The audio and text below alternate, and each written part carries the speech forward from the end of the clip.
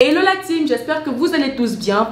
Je suis Angèle Brandier qui est la WAS, tu connais. Bienvenue sur ma chaîne. Alors avant de continuer, je vous invite massivement à vous abonner, à activer la cloche de notification pour ne rater aucune de mes autres prochaines vidéos. Kwame Nkrumah, ancien président de la République du Ghana, va prononcer un discours le 6 mars 1957, jour de l'indépendance du dit pays. Il va affirmer que l'Afrique ne peut se développer que si et seulement si toutes les nations et tous les pays du dit continent décident de s'unir. Il va élargir ses propos sous forme de deux grands axes, à savoir le conscientisme d'une part et d'autre part le panafricanisme dont nous allons parler juste après.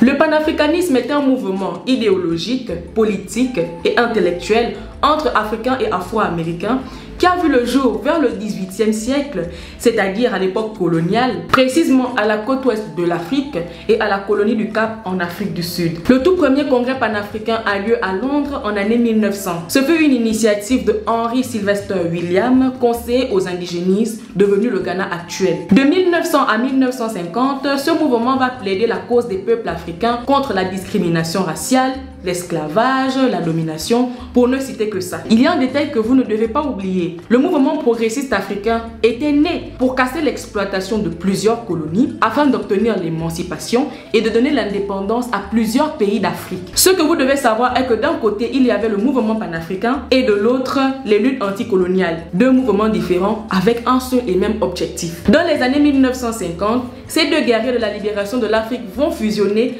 afin de créer un seul mouvement historique que l'ancien premier ministre britannique Harold Macmillan a surnommé le vent du changement qui a soufflé sur l'Afrique.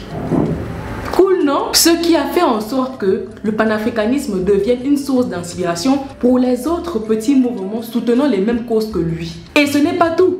Attachez bien vos ceintures. Le panafricanisme est allé jusqu'à impacter plusieurs sociétés occidentales et même leurs grandes personnalités qui se disaient abolitionnistes et philosophes antiracistes. En Occident, plusieurs mouvements tels que le mouvement communiste mondial ou encore les militants de droits de l'homme voulaient s'associer au panafricanisme afin de lui apporter leur soutien. Le panafricanisme est un mouvement indépendant dans la mesure où il n'attend presque pas l'aide d'autres associations ou d'autres mouvements. Il va donc pouvoir lui-même faire la promotion de sa propre cause, au point de développer des liens avec le mouvement progressiste en Asie et en Amérique latine. Ce qui a tout simplement accéléré la décolonisation de l'Afrique. Objectif atteint, les grandes puissances tombent. D'où Kwame Nkrumah va dire, je cite, le royaume politique a été demandé et gagné. Dans les années 1960, plusieurs pays africains, excepté les colonies portugaises et les tribus racistes, obtiendront leur souveraineté. En 1963 sera créé l'OUA. Peu après, il y aura aussi la création du comité de libération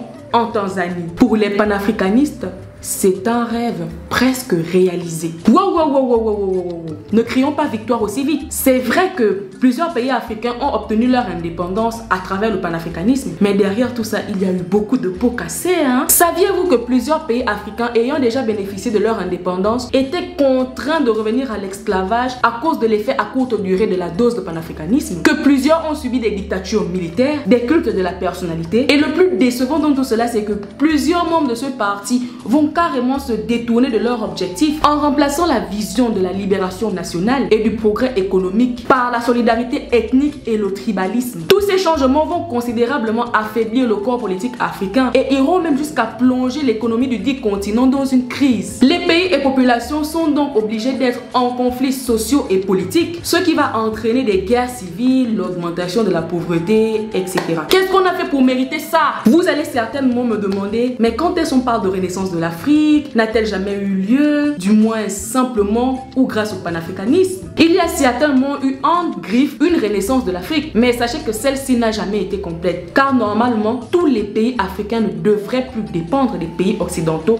comme on peut le constater maintenant. Et tous les petits partis politiques qui existent dans les différents pays africains n'auraient jamais dû exister, car ces petits partis-là divisent non seulement les pays dans lesquels ils sont construits, mais aussi l'Afrique en son sein. C'est vrai que plusieurs personnalités africaines telles que Thomas Sankara ou encore Kwame Nkrumah ont essayé, de par leurs discours, leurs écrits ou encore leurs actes, de nous guider sur cette fameuse renaissance. Mais laissez-moi vous dire qu'il n'y aura renaissance que lorsqu'il existera un nouveau modèle de gouvernance et de leadership afin d'éliminer le syndrome de Berlin dont parlait Abdoulaye Bathily. Et en ce qui concerne le panafricanisme, ce combat sera continuel, voire perpétuel, car l'Afrique jusqu'à présent n'a pas encore été totalement libérée. Voilà les amis, c'est la fin de cette vidéo sur le panafricanisme.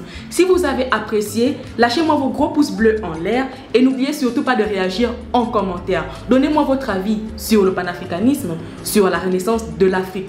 Sur ce, on se retrouve prochainement pour une autre vidéo. Bisous!